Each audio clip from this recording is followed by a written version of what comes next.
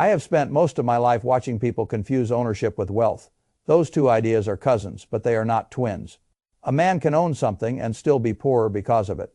A family can hold a deed and still live like prisoners. And in markets like the one many Americans are staring at in 2026, that distinction matters more than ever. I want to talk plainly about a number that has started to feel ordinary in many parts of the country and yet is anything but ordinary when you put it next to the incomes that are supposed to support it. That number is $500,000. $500,000 used to sound like a serious house. Now, in a surprising number of cities, it buys what people are casually told is a starter home. That phrase alone tells you something is broken. A starter home is supposed to be a beginning. It is not supposed to be a test of whether your nerves, your marriage, your emergency fund, your retirement contributions, and your sleep cycle can all survive the same mortgage. But that is exactly what many people are being asked to accept. They are told a $500,000 house is normal. They are told the payment is manageable. They are told they are approved. They are told they should stop renting, stop hesitating, stop being afraid, and step into adulthood. I have never liked that sort of language because it usually appears right before someone is invited to ignore arithmetic. Arithmetic does not care whether a kitchen looks photogenic. Arithmetic does not care whether a real estate agent calls something charming. Arithmetic does not care whether a mortgage broker smiles while sliding papers across a desk. Arithmetic only asks one question. Can the cash that comes in support the cash that must go out without turning the owner into a permanent servant of the asset? If the answer is no, it is not an asset in the way most people imagine. It is a burden with landscaping. That is the first thing I would want any buyer to understand. There is a massive difference between qualifying for a mortgage and being able to afford a house. Banks are not in the peace of mind business. They are not in the restful sleep business. They are not in the family resilience business. They are in the lending business. They ask whether the loan will likely survive. You need to ask whether your life will. Those are not the same test. A great many people are failing to separate those two tests, and that is how they walk into a house believing they are buying security, and later discover they have really purchased a highly leveraged source of daily anxiety. Let us start where dreams often collide with the first wall. The down payment, the old rule, the one many people still repeat as if it were easy, is 20% down. On a $500,000 house, that means $100,000 in cash. Say that number slowly, $100,000. Not to put it next to the reality that the median savings account in America sits at around $8,000. That is not a small gap. That is not a matter of tightening up a few habits. That is a canyon. A household looking at that house is not a little short. It is roughly $92,000 short. And when someone says just save for it, I always ask the same question. Save from what? If a household earning around the median income of roughly $84,000 somehow manages to save 10% of gross income, that comes to about $8,400 per year. That sounds disciplined. It also means it would take around 12 years to save the down payment. And that 12 years assumes the house price politely stands still while the buyer tries to catch up. Houses do not usually behave that way. Markets do not pause out of courtesy. So many people do what people usually do when the front door is locked. They look for a side door. They put down 5% or 10%. And that is when another trick enters the picture. Private mortgage insurance. I have always found that phrase revealing. It sounds technical. It sounds routine. It sounds like one more line item. What it often means in real life is this. You did not have enough cash to satisfy the ideal standard. So now you will pay extra every month for the privilege of being less wealthy than the preferred borrower. It protects the bank. It does not protect you. And depending on the loan, that can mean another $200 to $400 a month added to a housing cost structure that was already straining the limits of reason. That is not a detail. That is punishment layered onto leverage. Then comes the mortgage itself. Suppose a buyer puts down 10%. That means $50,000 down and a loan of $450,000 at interest rates in the 6% to 7% range. The principal and interest payment lands around $2,750 to $2,850 per month. A great many people stop the math there. That is one of the costliest mistakes in modern household finance. The house does not stop charging you once the lender is paid. Property taxes still arrive, depending on location, maybe $4,000 to $8,000 a year. Call it roughly $500 a month on the conservative side. Homeowners insurance still arrives. And in recent years, that line has become far uglier because climate risk has made many areas more expensive to insure Call that another $250 to $350 per month. Then there is maintenance, the quiet assassin of overly optimistic housing budgets. Roofs do not ask whether this is a good month. Water heaters do not review your budget before failing. Air conditioners do not time their collapse around tax refunds.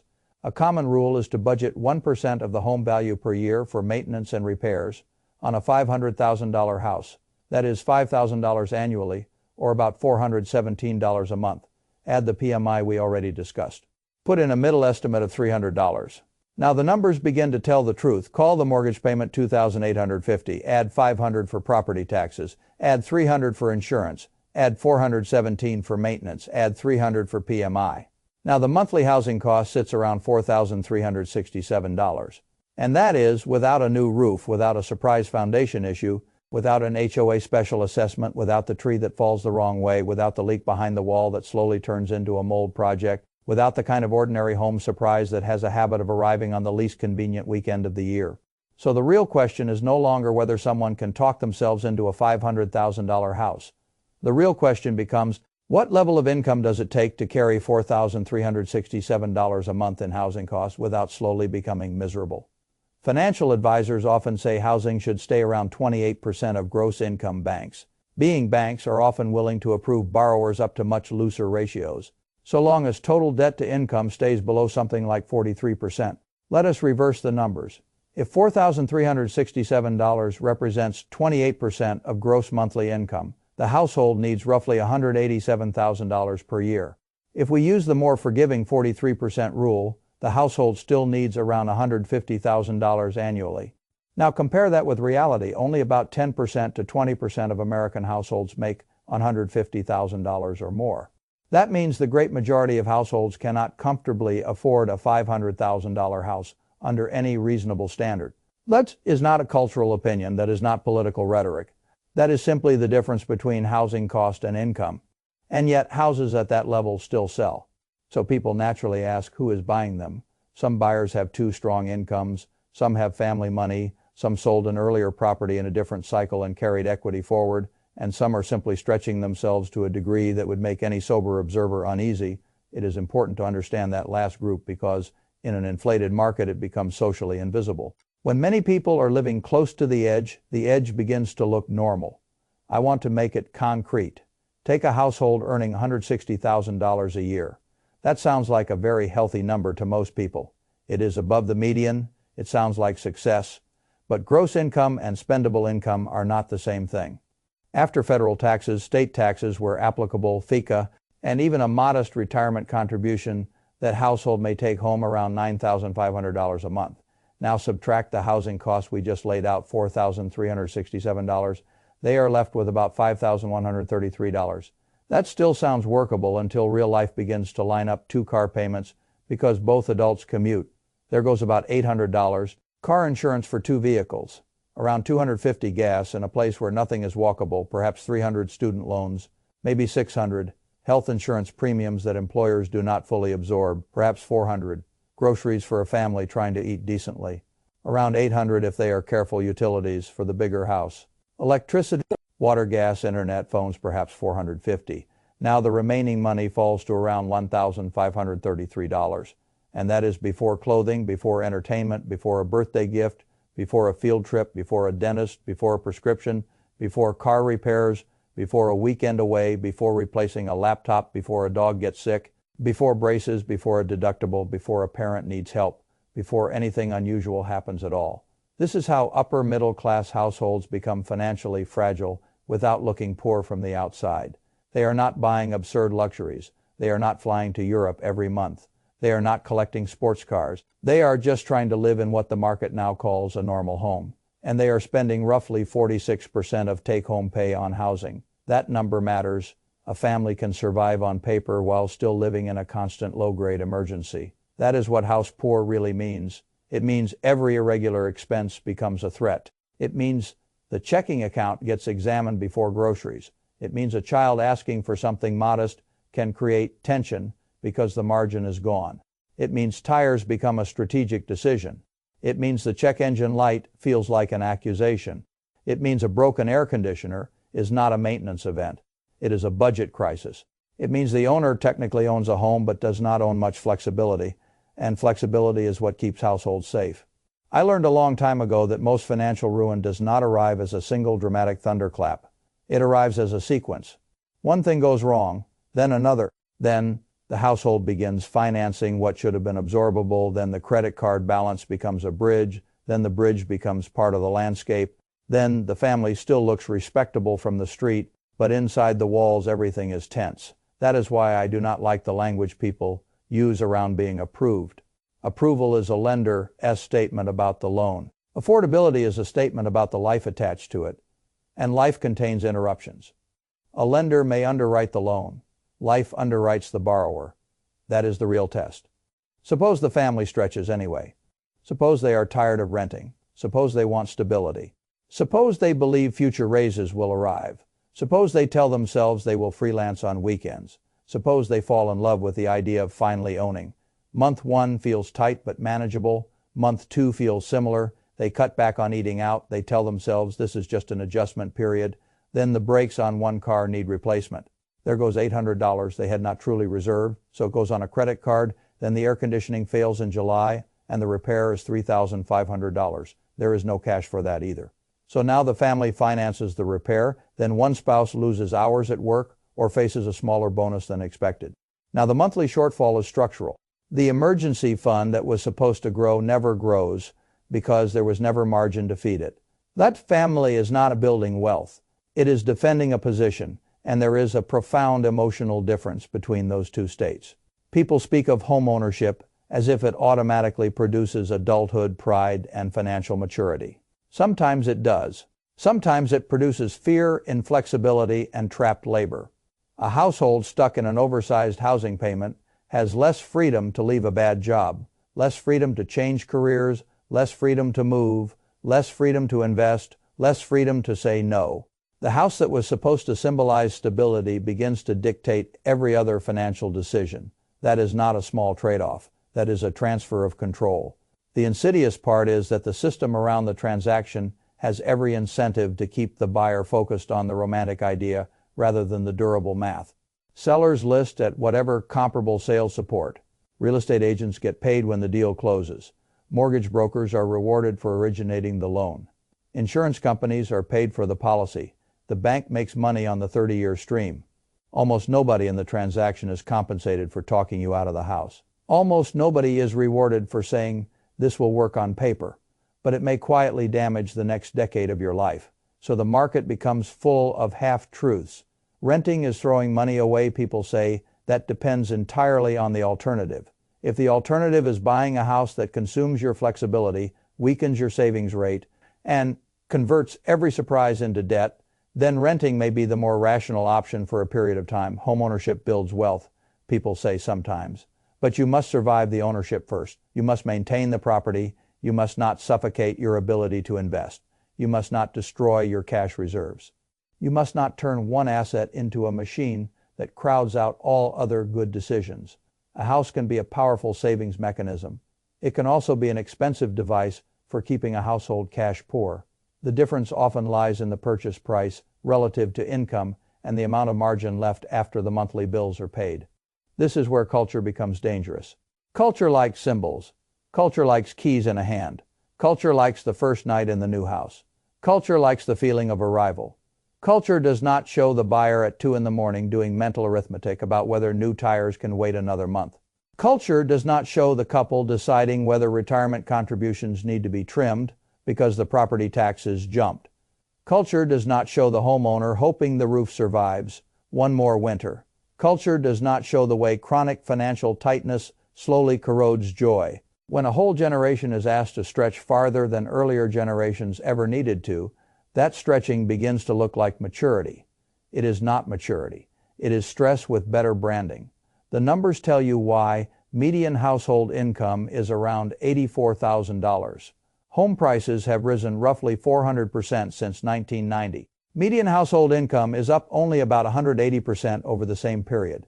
That gap cannot be explained away with better budgeting or motivational slogans.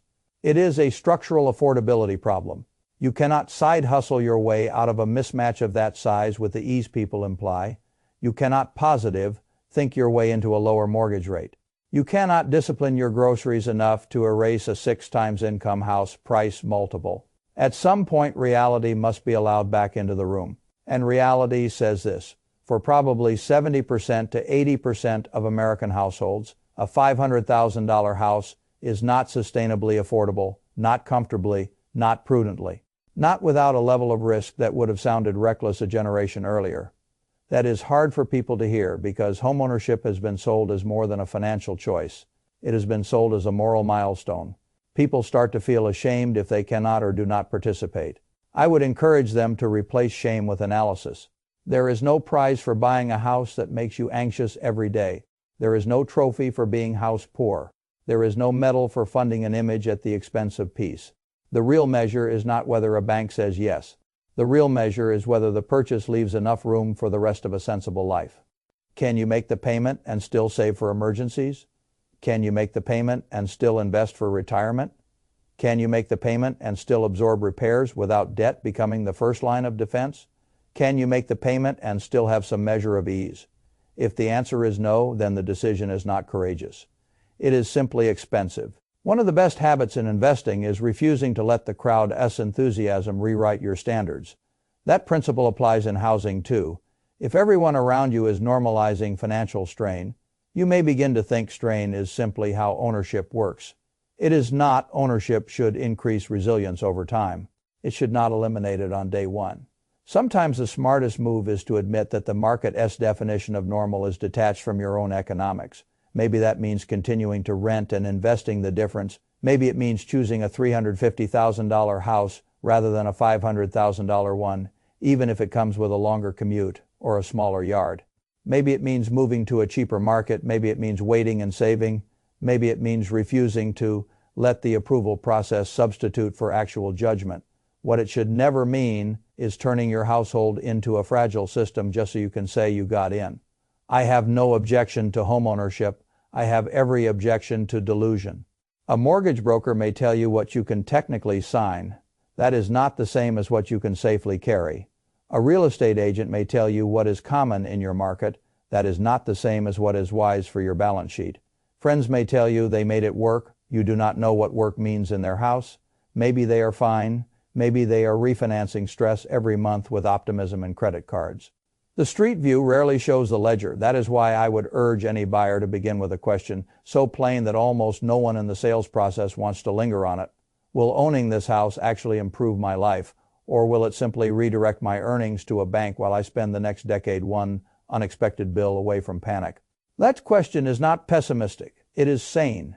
If the honest answer is that the house would dominate the budget, starve the emergency fund, weaken retirement investing, and turn normal repairs into crises, then the right answer may be to walk away. Walking away is not failure. Walking into a trap because the market calls the trap normal. That is the error. A $500,000 house is not a starter home for the median household in any honest sense.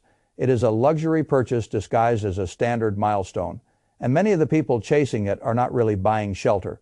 They are buying proximity to an idea of success that no longer matches the cash flow required to support it.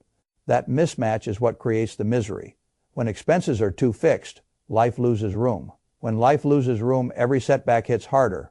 When every setback hits harder, risk tolerance collapses. When risk tolerance collapses, long-term investing becomes harder. Career choices narrow and financial progress slows. That is the hidden cost of forcing too much house onto too little margin. People focus on equity, and equity can be wonderful. But equity you cannot comfortably carry is not the same as freedom. If the house traps the owner may be technically richer on paper and poorer in every practical sense that matters. I would rather see a family live beneath its means and steadily invest than own a property that consumes its resilience. I would rather see a buyer wait than rush. I would rather see arithmetic win the argument than social pressure. There is a sentence I would like more households to repeat to themselves. I do not need to buy the house the bank is willing to finance. I only need to buy the house my life can support. That sentence protects people. It protects against the glamour of granite countertops. It protects against the illusion created by approval letters. It protects against a culture that keeps confusing maximum leverage with adulthood. It protects against the idea that because something is common, it must therefore be sustainable. Common and sustainable are different words. A great deal of modern housing strain is common. That does not make it wise. This is not an argument for surrender. It is an argument for refusing bad terms. Maybe in 5 years your income is higher. Maybe the market corrects. Maybe a different city offers a far better ratio between price and earnings. Maybe interest rates move. Maybe you build a larger down payment. All of those possibilities are better served by preserving financial flexibility now than by destroying it today for the sake of a premature purchase. That is the part people overlook. Flexibility compounds too. Cash reserves compound in usefulness. A strong savings habit compounds in confidence. The ability to invest regularly compounds in wealth. The freedom to withstand a job interruption compounds in stability. Those things are not as photogenic as a housewarming party. They are still more valuable. So when someone asks me who can actually afford a $500,000 house in 2026, I would not begin with a question of who can get approved. I would begin with the question of who can make the entire housing payment, handle taxes, insurance, maintenance, and all the other costs of life while still leaving room for savings, investing, emergencies, and a reasonable amount of peace. That is a much smaller group than the market likes to admit.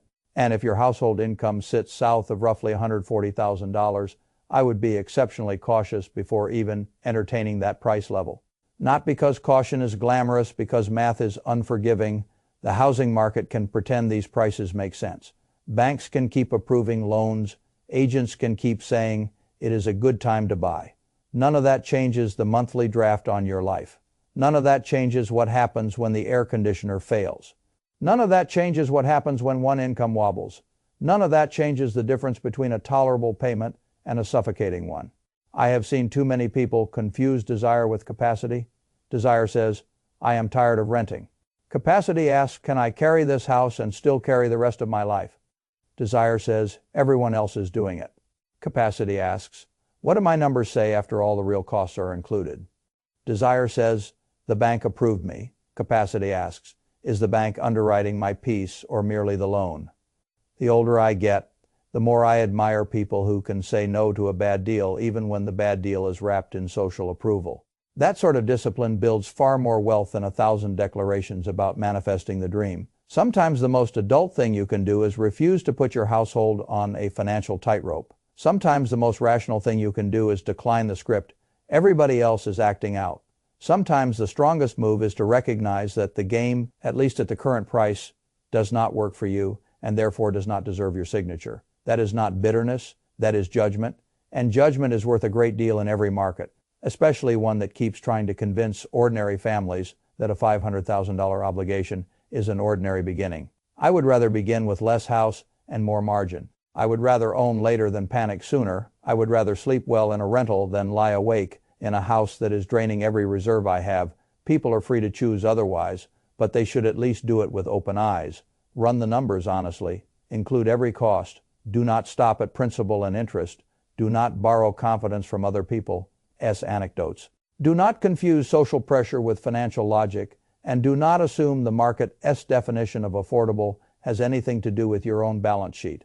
A house should be a place to live. It should not become the largest source of fear in the family's financial life. When it does, the purchase has crossed an invisible line. It has moved from ownership into servitude. That is the line I would urge people to respect, not because homeownership is bad, because there is no wisdom in buying a future full of anxiety, simply because the paperwork says you are allowed to.